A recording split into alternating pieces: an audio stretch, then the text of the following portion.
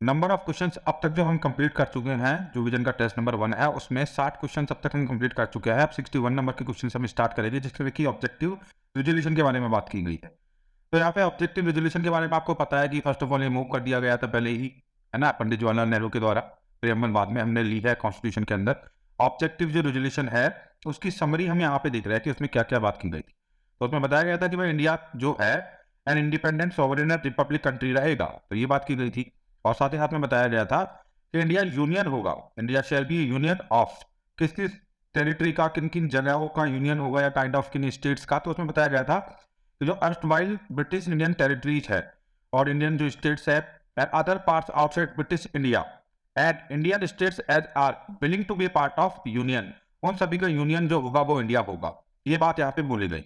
और बाद में बताया गया कि territories forming union shall be autonomous units, जो टेरिटरी यूनिट का फॉर्मेशन करेंगी वो ऑटोनॉमस यूनिट होंगी और एक्सरसाइज करेंगी all powers functions of government and administration. तो कुल मिलाकर फेडरल स्ट्रक्चर की हमें बात चल रही है, एक्सेप्ट दोज असाइंड टू और vested in union, kind of, है ना। आगे बताया गया कि all powers and authority of the sovereign and independent India its constitution shall flow from people, तो लोगों से सारी पावर ड्रॉप की जाएगी। ऑब्जेक्टिव रिजोल्यूशन के अंदर भी बात की गई थी। All people of India shall be guaranteed and secure social economic political justice equality of status opportunity and equality before law वगैरह सब चीजों की बातें की गई है। फंडामेंटल फ्रीडम्स की बातें की गई और फ्रीडम्स होंगी स्पीच के, एक्सप्रेशन की, बिलीफ की, फेथ की, वर्शिप की, वोकेशन की, एसोसिएशन एंड एक्शन की। तो ये सारी बातें यहाँ पे की गई subject to law and public morality. तो यहाँ पे ऑब्जेक्टिव रिजोल्यूशन के अंदर भी ये सभी बातें बताई गई है ना, ध्यान रखना है आपको। और फिर हमने संविधान के अंदर बुलाया भी है, हमने लिया भी है संविधान में उन सभी चीजों को। Minorities, backward and tribal areas, depressed and other backward class shall be provided adequate safeguards. Adequate safeguards इनको provide किए जाएंगे, ये भी बात की गई है। Territorial integrity of the republic and its sovereign rights on land, sea, air shall be maintained according to justice and law of civilized justice nations। ठीक है, तो ये सब बातें बोली गई है ऑब्जेक्टिव रिजोल्यूशन के अंदर। Land would make full and willing contribution to promotion of world peace and, हमारा जो देश होगा world peace and welfare of mankind के लिए पूरा अपना कंट्रीब्यूशन देगा। तो ये सभी बातें ऑब्जेक्टिव रिजोल्यूशन के अंदर रखी गई हैं, बताई गई हैं, बोली गई हैं। ठीक है, तो हमने देखी है ऑब्जेक्टिव रिजोल्यूशन को अच्छे से। आप देखते हैं एक अलग ही कीवर्ड काइंड ऑफ आ रहा है जो कि है भूंगलोती। तो भूंगलोती जो कीवर्ड है इसका मतलब क्या है देख लेते हैं। तो इट इज ए क्रीपर, ये क्रीपर होता है।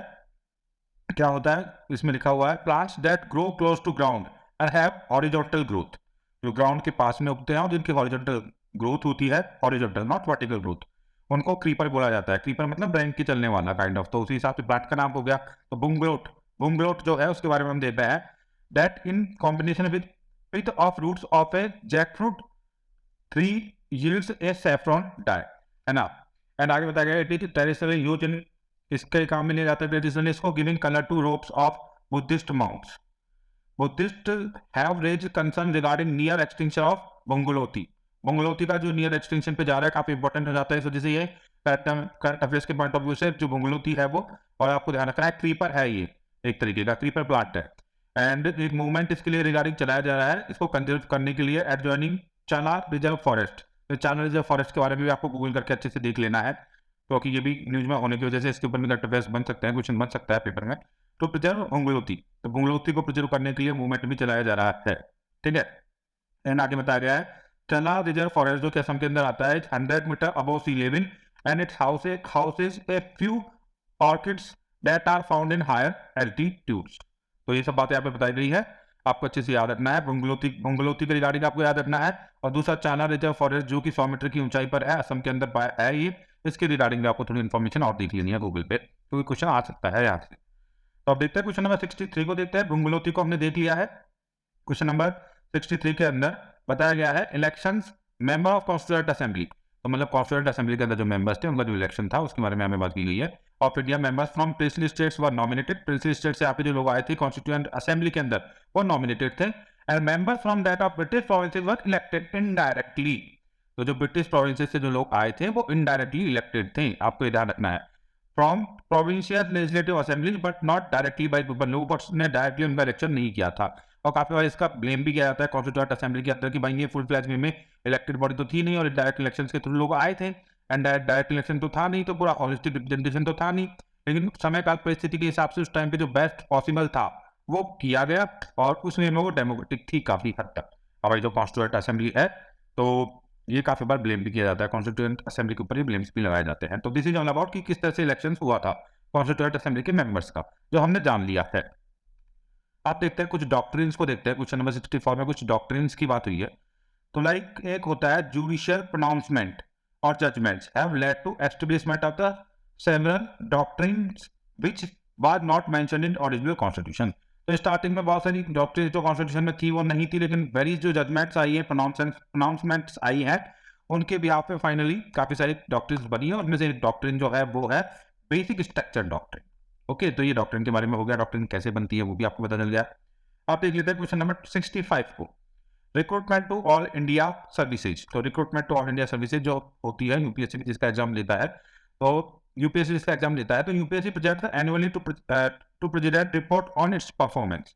यूपीएससी एनुअली वार्षिक रूप से अपनी जो परफॉर्मेंस की पूरी डिटेल प्रेसिडेंट को भेजता है report. President places this report before both houses of the parliament along with a memorandum explaining cases where advice of commission was not accepted and reasons for such ना। तो ये सब बातें आपने बताई है ना, तो ये रिपोर्ट रखते हैं, ये आपको ध्यान रखना है। और क्या नॉन एक्सेप्टेंस का रीजन क्या रहा वो भी होता है उसके अंदर ना, तो ये सब बातें आपने बोली गई है। And reason for such non acceptance वगैरह ये सारी बातें हैं। Jurisdiction of UPSC can be extended by an act made by parliament. Parliament द्वारा एक्ट बना के जुडिक्शन ऑफ यूपीएससी है उसको बढ़ाया जा सकता है, ध्यान रखना है आपको। अब क्वेश्चन नंबर 66 के अंदर हम पीएमएल के बारे में बात की गई होगी उस क्वेश्चन के अंदर, तो हम क्वेश्चन नंबर 66 के अंदर पीएमएल के बारे में बात कर लेते हैं। तो पीएमएल डिफाइंस इंडियन रिपब्लिक, कैसे डिफाइन करता है इंडियन रिपब्लिक को? जो पीएमएल है वो sovereign, socialist, secular and democratic. Of these sovereign and democratic were part of the PML adopted by the constituent assembly. तो स्टार्टिंग से ही सॉवरेन और डेमोक्रेटिक वर्ड तो हमारे पीएमएल के अंदर थे, बट आपको पता है सोशलिस्ट एंड सेकुलर जो वर्ड है वो ऐड किए गए हैं 42 अमेंडमेंट के थ्रू 1976 के अंदर।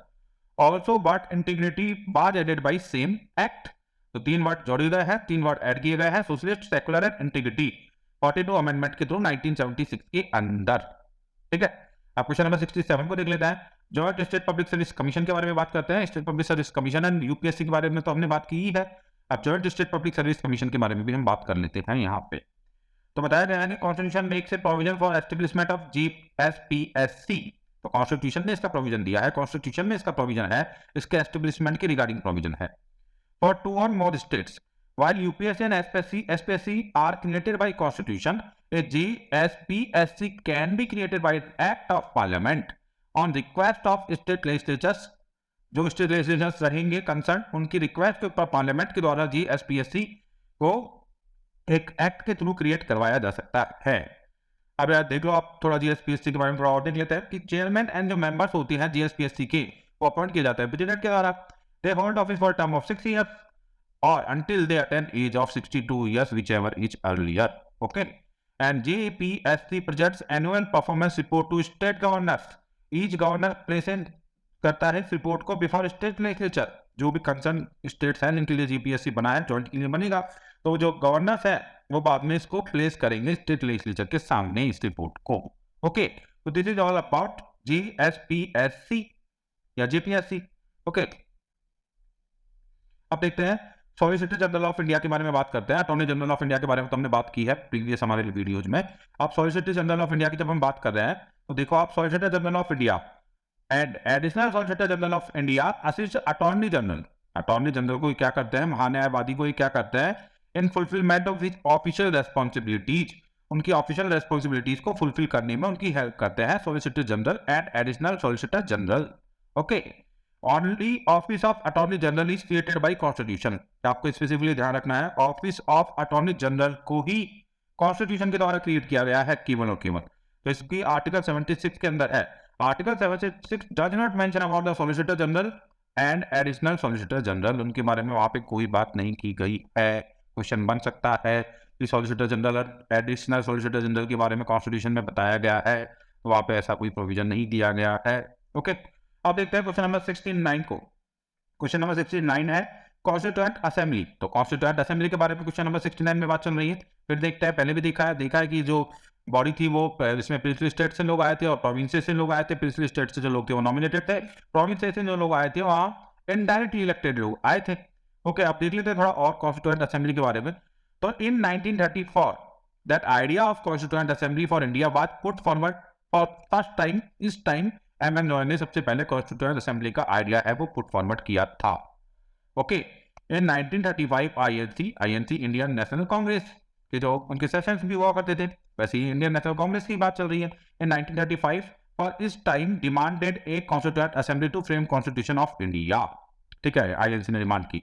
इन 1938 Jawaharlal Nehru on behalf of INC declare that constitution of free India must be framed without outside interference by a constituent assembly elected on basis of adult franchise. ठीक है, अडल्ट फ्रेंचाइजी के basis के ऊपर एक पूरी आपकी कॉन्स्टिट्यूएंट असेंबली बनेगी, वो कॉन्स्टिट्यूशन हमारा बनाएगी। ये बात जवाहरलाल नेहरू ने एक तरह से क्या किया, बात रखी है ना, बिहाफ आईएनसी उन्होंने डिक्लेयर किया इस चीज को, and kind of without external किसी भी तरीके की कोई आउटसाइड इंटरफेरेंस के बिना हमारा कॉन्स्टिट्यूशन बनाया जाएगा, ऐसी बात उस टाइम पे बोली गई। अब हम देखते हैं पिछला 70 के अंदर नाटो के अंदर, नाटो के बारे में, नेटो के बारे में देख लेते हैं। तो नेटो क्या है, तो देख लो आप, नेटो क्या है, inter governmental. First of all तो इंटर गवर्नमेंट है, या इंट्रा नहीं है, इंटर गवर्नमेंट, काफी सारी अलग अलग गवर्नमेंट है तो इंटर गवर्नमेंट हो गया automatically. Inter government military alliance है between 27 European to North America and 1 Eurasian country. अच्छे से याद रखना है, 27 यूरोपियन कंट्रीज हैं, 2 नॉर्थ अमेरिकन कंट्रीज हैं और एक यूरेशियन कंट्रीज है, यूरोप प्लस एशिया, यूरेशिया या यूरेशियन है ना, एक यूरेशियन कंट्री है। इन सबों का जब कॉम्बिनेशन होता है तो नेटो का फॉर्मेशन होता है। अब देख लेते हैं, नेटो काफी ज्यादा भी विवाद में था, न्यूज में था, जो यूक्रेन रशिया वॉर हो रहा है उस वजह से, क्योंकि नेटो का एक्सपेंशन हो रहा है ना, नेटो एक्सपेंड कर रहा है अपने आप को, ये रशिया ने आरोप लगाया था, हमारी तरफ ये आ रहा है नेटो, ये आरोप लगाया था, और इस वजह से नेटो के ऊपर क्वेश्चन बनने की पॉसिबिलिटी काफी ज्यादा हो सकती है, क्योंकि नेटो काफी ज्यादा लाइमलाइट के अंदर है। ओके, अब देख लेते हैं, it implements the north Atlantic treaty, है ना, साइन 4 अप्रैल 1949 को ये ट्रीटी साइन की गई थी। इसका हेडक्वार्टर ब्रुसेल्स बेल्जियम के अंदर है, ब्रुसेल्स बेल्जियम में नेटो का हेडक्वार्टर है। Okay, NATO is committed to principle that an attack against one or several of its members is considered as attack against all। NATO बोलता है कि, समझ आ गया आपको, क्या इसको एक्सप्लेन करूं मैं ना, किसी भी एक के ऊपर हमला होना, ठीक है, सबके ऊपर हमला एक तरीके से माना जाएगा। NATO is committed to principle that an attack one or several of its members is considered an attack against all. एक मेंबर पे काफी सारे मेंबर्स पे अटैक, सब पे अटैक माना जाएगा नेटो के अंदर। This is principle of collective defence, article 5 of Washington treaty. ठीक है, so for article 5 has been invoked one, अब तक एक बार इन्वॉक किया गया है article 5 in response to 9/11 terrorist जो अटैक हुआ था यूनाइटेड स्टेट्स में 2001 के अंदर, उसके अंदर इसको इन्वॉक किया गया था। ओके, अब देखते हैं शॉर्ट्स ऑफ द कॉन्स्टिट्यूशन। भाई हमारा कॉन्स्टिट्यूशन इतना बड़ा है, हमने देखा है कि हमारा सिंथेसिस है constitution various kinds of features का, जो कि हमने अलग अलग जगह से लिए हैं। तो शॉर्ट्स ऑफ कॉन्स्टिट्यूशन या शॉर्ट्स ऑफ द कॉन्स्टिट्यूशन क्या रहे हैं, थोड़ा देख लेते हैं। मेरे तो 1935 का जो हमारा एक्ट था उसका काफी वाइटल रोल रहा है हमारी कॉन्स्टिट्यूशन के फॉर्मेशन में, लेकिन डिफरेंट कंट्री से भी हमने डिफरेंट फिनोमिनाज एक्वायर किया है, हमारे कॉन्स्टिट्यूशन के अंदर इनकलकेट किया है। तो देख लेते हैं इसको, शॉर्ट्स ऑफ कॉन्स्टिट्यूशन को। तो during an emergency government of India, ठीक है, becomes all powerful and states go into total control of center। जब इमरजेंसी आती है तो पूरा हमारी स्ट्रक्चर जो होती है वो सेंट्रल हो जाती है, काइंड ऑफ, है ना। It converts federal structure into a unitary one without a formal amendment of constitution। This kind of transformation of political system from federal during normal times to unitary during emergency times is not borrowed from any constitution of not borrowed from any constitution of world. तो ये वाला जो feature है ना, किसी भी constitution से नहीं लिया गया वर्ल्ड के, कि भाई जब आप नॉर्मल कंडीशन में तो आप जो कैसे रहते हो, फेडरल रहते हो, फिर आप यूनिटरी हो जाते हो, है ना। ऐसा प्रोविजन कहीं से हमने लिया नहीं है, ध्यान रखना, हमारा ही है प्रोविजन। कभी कोई बोलते कि भाई ये तो हमने लिया है अमेरिका से, ये तो हमने लिया है ब्रिटेन से, ये तो हमने लिया है जापान से, ये तो हमने लिया है वहाँ से यहाँ से, तो ऐसा कुछ नहीं है, ये हमारा ओरिजिनल है। कि भाई इस तरीके का हमारा सिस्टम हो जाता है कि फेडरल रहता है ड्यूरिंग नॉर्मल टाइम्स और यूनिटरी हो जाता है इमरजेंसी के टाइम पे। तो ये हमारा खुद का है, बोरो नहीं किया हमने कॉन्स्टिट्यूशन में कहीं से भी, ध्यान रखना आपको इस चीज को, है ना। अब देखते हैं, feature of suspension of fundamental right during emergency has been borrowed from Weimar constitution of Germany. तो जर्मनी का जो वाइमार कॉन्स्टिट्यूशन है वहां से हमने क्या चीज ली है, suspension of fundamental rights during emergency. इसको आपको स्पेसिफिकली याद रखना है। ओके, अब आगे बढ़ते हैं, क्वेश्चन नंबर 72 देखते हैं। इंपॉर्टेंट प्रोविजंस बताए गए हैं, क्या प्रोविजन है, किसके रिगार्डिंग बात चल रही है, थोड़ा कॉन्स्टिट्यूशन के बारे में बात चलेगी, पॉलिटी है, यहाँ पे इंपॉर्टेंट प्रोविजंस देख लेते हैं, फिर क्या है देखते हैं। Any bill contemplating changes with regard to reorganisation of states can be introduced in parliament only with prior recommendation of president.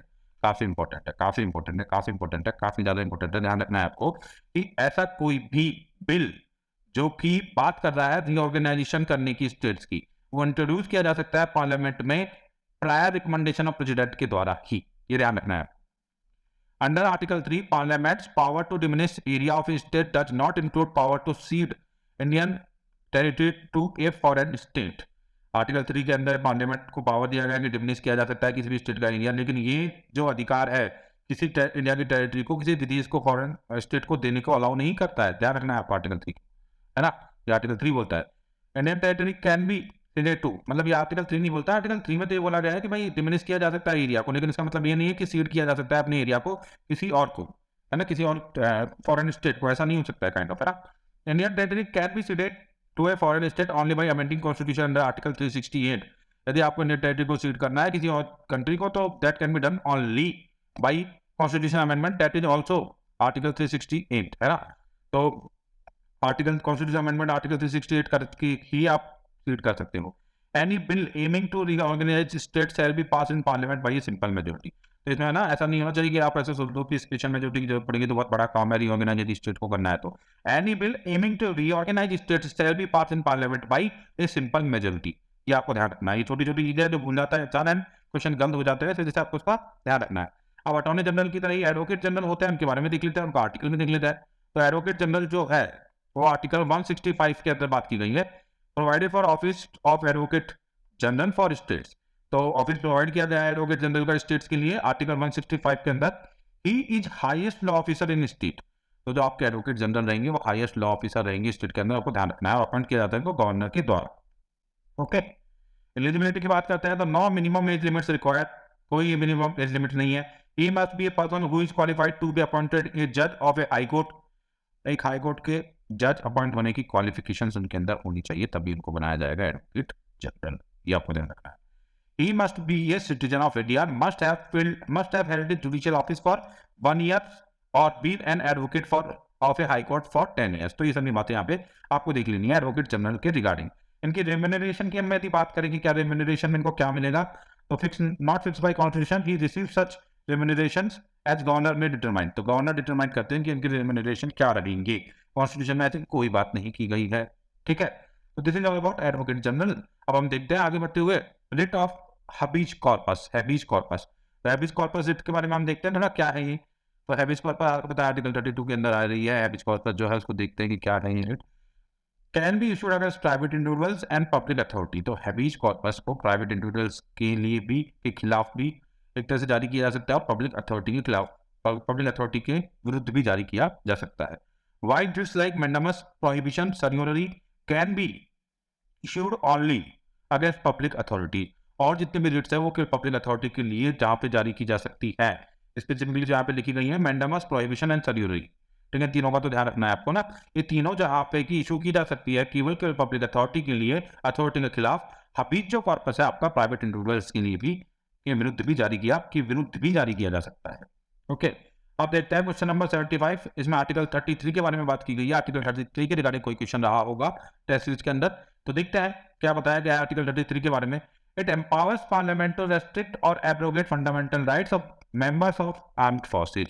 तो आर्म्ड फोर्सेज के मेंबर्स की फंडामेंटल राइट्स को रेस्ट्रिक्ट और एब्रोगेट करने का ये हमको ये आर्टिकल जो है 33 गवर्नमेंट को, पार्लियामेंट को अधिकार देता है। Paramilitary forces, police forces, intelligence agency, analogous forces kind of power to make laws under article 33 is conferred only on parliament। के पार्लियामेंट के पास आर्टिकल 33 के रिगार्डिंग मतलब कानून बनाने का अधिकार है, not on state legislature. State legislature के पास ऐसा कोई अधिकार नहीं है। Any such law made by the parliament can not be challenge in any court on ground of contravention of any of fundamental rights. तो मतलब समझ गए आप कि यदि इसके अंदर कोई भी कानून बनाया जाएगा तो उसको कोर्ट के अंदर चैलेंज नहीं किया जा सकता है कॉन्ट्रावेंशन ऑफ फंडामेंटल राइट्स के नाम पे। According to parliament has enacted army act 1950 में लाया गया। इसके अकॉर्डिंग गवर्नमेंट के द्वारा, पार्लियामेंट के द्वारा, है ना, पार्लियामेंट के द्वारा। नेवी एक्ट 1950 में लाया गया। एयरफोर्स एक्ट 1950 में लाया गया। Police force restriction of right act 1966 में लाया गया। बॉर्डर सिक्योरिटी फोर्स एक्ट लाया गया and so on. These impose restrictions on the freedom of speech, right to form association, right to be member of a trade unions or political association, right to communicate with press, right to attend public meetings and demonstrations इसी तरह इन सब चीज़ों के ऊपर रोक लगाते हैं सभी जो एक्ट हैं वो। समझ गए आप आर्टिकल 33 के बारे में काफ़ी अच्छे से। आगे देख लेते हैं थोड़ा। Members of armed forces also covered such employees of armed forces as barbers जो होते हैं, कारपेंटर जो होते हैं, मैकेनिक जो होता है, कुक होता है, चौकीदार जो होते हैं, बुकमेकर जो होता है, टेलर जो होता है, who are non competent. Non competent जो होते हैं उनको भी इंक्लूड किया गया है मेंबर ऑफ आर्म्ड फोर्सेज की जो डेफिनेशन है उसके अंदर। मेंबर ऑफ आर्म्ड फोर्सेज के अंदर also covered such employ of armed forces like as kind of सारे नाम मैंने बता दिया आपको। तो this is all about article 33। अब देखते हैं हम आर्टिकल 76 को, जो कि कैग के बारे में बता रहा है, जो कि कंट्रोलर एंड ऑडिटर जनरल है। कंट्रोलर एंड ऑडिटर जनरल के बारे में हम देखते हैं, जो कि आर्टिकल 148 के अंदर मेंशन किया गया है। तो ऑफिस ऑफ कैग है ना, आर्टिकल 148 में मेंशन किया गया है। Is head of Indian audit and accounts department. जो आपकी कैग होते हैं वो Indian audit and account department के हेड होते हैं। He is guardian of public purse and control entire financial system of the country at both level, central and state. Both levels पे ध्यान रखना है, सेंट्रल एंड स्टेट, केवल centre में बोल देना हो। And after he is guardian of public purse and controls entire financial system of country at both levels, sector and state. Term इनकी 6 ईयर या 65 साल जो भी अर्लियर हो वो रहेगी। No minister can represent CAG in parliament both houses. कोई minister CAG को रिप्रेजेंट नहीं कर सकते हैं बोथ हाउसेज के अंदर पार्लियामेंट की। And no minister can be called upon to take any responsibility of for any action done by him. तो काफी ज्यादा मतलब एक तरह से अपर हैंड पिन को रखा गया है काइंड ऑफ, है ना। ये देख रहे हैं आप। अब देखते हैं हम थोड़ा सरकारिया कमीशन के बारे में बात करते हैं काइंड ऑफ। तो सरकारिया कमीशन को अब यहाँ पे हम देख रहे हैं। तो सरकारिया कमीशन की हम बात करते हैं। तो based on Sarkaria commission report on central state relations 1988, Sarkaria commission की रिकमेंडेशंस थी उसके बिहाफ पे। Based on the Sarkaria commission report on central state relations 1988, supreme court Bombay जो केस था, है ना, ऐसा बम्बई केस था 1994 का, give situations where power exercised under Article 366 could be proper and improper. Imposition देखो थोड़ा इसको दोबारा देखते हैं सरकारी कमीशन के बारे में ना। तो सरकारी कमीशन क्या था, सेंट्रल स्टेट रिलेशंस के रिगार्डिंग की कमीशन है। 1988 का ये बात चल रही है आपके सरकारी कमीशन की। और इसमें है ना ऐसा बम्बई केस आता है 1994 का, जो कि सिचुएशन बताता है कि where the power exercise under article 356 could be proper और इम्प्रॉपर काइंड ऑफ वो सब बातें यहाँ पे की गई है। देख लेना आप थोड़ा सा इनको ना। Impositions of presidential rule in state would be proper in following situation. तो मतलब ऐसा मुंबई केस के अंदर कौन कौन सी सिचुएशन है जिसके अंदर की जो लगाया गया जो एक्सरसाइज की जाएगी आर्टिकल 356 की वो प्रॉपर रहेगी, और किस कंडीशंस में उसको इम्प्रॉपर बोलेंगे उनके रिगार्डिंग बात की गई है। तो ये फॉलोइंग सिचुएशन है जिसमें कि लगाया गया 356 लगाया जाएगा वो प्रॉपर बताया जाएगा। कौन सी सिचुएशन है वो, where general elections to assembly, है ना, where after general election to assembly no party secure a majority. भाई जनरल इलेक्शन हो गया असेंबली का, किसी भी पार्टी ने मेजोरिटी नहीं दी है, तो ऐसी कंडीशन को कांग्रेस असेंबली बोलते हैं। Where party having majority in assembly decline to form a minority government can not find a coalition. तो ऐसी कंडीशन के अंदर ये लग जाएगा ना, ये कंडीशन हो सकती है 356 को अप्लाई करने की। आगे बताया where a minister resign after defeat in assembly and no other party ruling or able to form like commanding majority in assembly. मतलब ये भी सिचुएशन बताई जाएगी कि एक मिनिस्टर जो होता है where minister resigns after its defeat in assembly, defeat होने के बाद असेंबली में रिजाइन कर देते हैं। No other party in willing or able to form a मतलब मिनिस्ट्री बनाने में सक्षम नहीं हो रहे हैं और लोग नहीं कर पा रहे हैं, तो ऐसी कंडीशन में ये हो जाएगा। इस सब में काफी सारे रीजन यहाँ दिए गए हैं, उनके भी आफ्टर 356 को सही ठहराया जा सकता है। ठीक, काफी सारे जो है काफी लंबा बना दिया गया है वो पूरा, काफी ज्यादा मतलब इसमें लिखा गया है। थोड़ा थोड़ा मोटे तौर पर देख लेते हैं हम कि किन किन सिचुएशंस के अंदर इसको प्रॉपर बताया जाएगा। तो ये देख लिया हमने, थोड़ा गवर्नमेंट वगैरह नहीं बन पा रही है। तो आगे बताया गया where a constitution direction of government of India का कोई कॉन्स्टिट्यूशनल डायरेक्टिव है या डायरेक्शन है, उसको क्या कर दिया, डिसरिगार्ड कर दिया स्टेट गवर्नमेंट ने। ऐसा हो जाता है तो इंटरनल सबवर्जन हो जाता है। For example government is deliberately acting against the constitution, तो ऐसी कंडीशन में भी 356 लगाया जा सकता है ना। आगे बताया गया फिजिकल ब्रेक डाउन हो जाता है गवर्नमेंट का, wilfully refuse to discharge its constitutional obligations endanger करता है सिक्योरिटी ऑफ स्टेट को, इस कंडीशन में भी हो जाएगा। Imposition of presidential zone in state would B improper under following condition. तो ऊपर वाली जो कंडीशन हमने देखी है वो तो प्रॉपर है भाई। कंडीशन के अंदर यदि आपको प्रेसिडेंशियल रूल लगाया जाता है तो वो प्रॉपर माना जाएगा, प्रॉपर रहेगा वो। फॉलोइंग जो कंडीशन है इनके अंदर प्रेसिडेंशियल रूल को इम्प्रॉपर बताया गया है, जहाँ की बताया गया है कि वेयर ए मिनिस्टर रिजाइन्स और it's dismiss on losing majority support in assembly, जबकि मिनिस्टर रिजाइन कर देते हैं और on losing majority support in assembly, majority support को नहीं मिलने की वजह से जब मिनिस्टर रिजाइन कर देता है। And governors recommendation imposition of presidential rule with respect without proving possibility of forming an alternative. मतलब हो सकता है कि अल्टरनेटिवली कुछ गवर्नमेंट बन सकती है, लेकिन उसको प्रॉप किए बिना ही यदि प्रेसिडेंट बोल देते हैं कि भाई इंपोजिशन कर दो प्रेसिडेंशियल रूल की, तो वो इम्प्रॉपर है। ये बोला है मतलब कुल मिला के यहाँ, है ना। आगे देखते हैं, where governor makes is on assessment of support of a minister in assembly recommendation position of rule without minister हो है, this is minister kind of, where government seeks make its own assessment of support of a minister in assembly recommend imposition of presidential rule without allowing the other minister to prove his majority on floor of assembly, है ना। तो prove करने का option दिए बिना दी ऐसा हो जाता है, तो इन दैट सिचुएशन आल्सो वो इम्प्रॉपर है। where ruling party enjoying majority support in assembly has suffered a massive defeat general election to Lok Sabha such as 1977 और 80, तो ऐसा नहीं है, वो ग्राउंड हो ही नहीं सकता है कि आप ऐसे में 356 लगा दो, है ना। तो ये तो सब फालतू की बातें हैं, तो ये ग्राउंड नहीं रहे। इंटरनल डिस्टर्बेंस हो जाता है not amounting to internal subversion और फिजिकल ब्रेकडाउन, छोटा मोटा कोई डिस्टर्बेंस हो गया, आप बोल रहे हो वैसा हो गया आपको, इसकी वजह से इंटरनल सबवर्जन या फिजिकल ब्रेकडाउन होने की पॉसिबिलिटी नहीं है, माल एडमिनिस्ट्रेशन इनस्टेट होने की पॉसिबिलिटी नहीं है, तो ऐसे में आप 356 नहीं लगा सकते हो। माल एडमिनिस्ट्रेशन इन स्टेट और allegation of the corruption against minister और स्ट्रिंजेंट फाइनेंशियल एक्जिजेंसी वगैरह चीजें होती हैं, तो ये कोई ग्राउंड नहीं है आर्टिकल 356 को इम्पोज करने की। आगे बताया गया है, where state government is not given prior warning to rectify itself except in case of urgency leading to disasters consequences, तो आप सभी चीजों को समझ पा रहे हो। Where power is used to sort out inter party problems of ruling party और फॉर ए पर्पज एक्सटर्नियस और irrelevant to one for which it has been conferred by constitution, तो ये सभी चीजें ना इम्प्रॉपर होंगी, इम्प्रॉपर ग्राउंड है ये आर्टिकल इसको 356 को लगाने का, और ऐसा ही बम्बई केस में इसके बारे में बात की गई है, ठीक है। और आपने देखी है सरकारी कमीशन जो है 1988 की बात थी, सेंट्रल स्टेट कमीशन था। अब देखते हैं question number 78, constitutional amendment act, थोड़ा सा देखते हैं इसको। There shall be a council of ministers with PM at head to aid and advise president who shall act in accordance with such advice, ध्यान रखना है। There shall be a council of ministers with PM at head of to add advise president who shall act in accordance with such advice was added as Article 74 Clause 1 by 742 amendment के through, तो ये बात 42 amendment के through add की गई है article 74(1) के अंदर कि भाई काउंसिल ऑफ मिनिस्टर्स की पूरा काउंसिल ऑफ मिनिस्टर्स पीएम के साथ में होने चाहिए, जो कि एड और एडवाइस देंगे प्रेसिडेंट को who shall act in accordance with such advice, है ना। ये आपको 42 अमेंडमेंट के थ्रू आर्टिकल 74 क्लोज 1 के अंदर जोड़ी गई ये बात, है ना। आगे बताया गया है,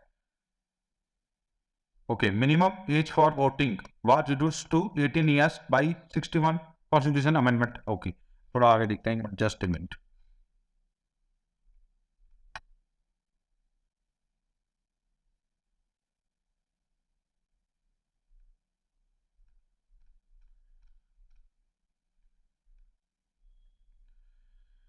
हाँ, अब आगे देखते हैं, minimum age for voting was reduced from 18 years to 61, हाँ तो मतलब 18 साल तक, पहले जो एज थी वो ज़्यादा थी, 18 साल कर दी गई मिनिमम एज वोटिंग की। ये कब किया गया? 61 अमेंडमेंट के थ्रू किया गया, कॉन्स्टिट्यूशन अमेंडमेंट एक्ट के थ्रू किया गया। State can make special provision for advancement of the social and educatory backward classes citizens of SCs and ST was added as article 15 clause 4 and ये first amendment के through किया गया, ध्यान रखना है आपको ना।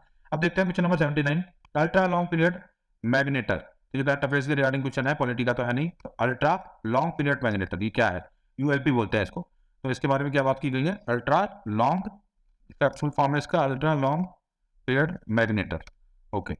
तो जस्ट अ मिनट, ULP के बारे में बताया कि magnetars are type of isolated neutron star that possess most intense magnetic field, तो ये मैग्नेटर्स की डेफिनेशन यहाँ पे इन्होंने दी है।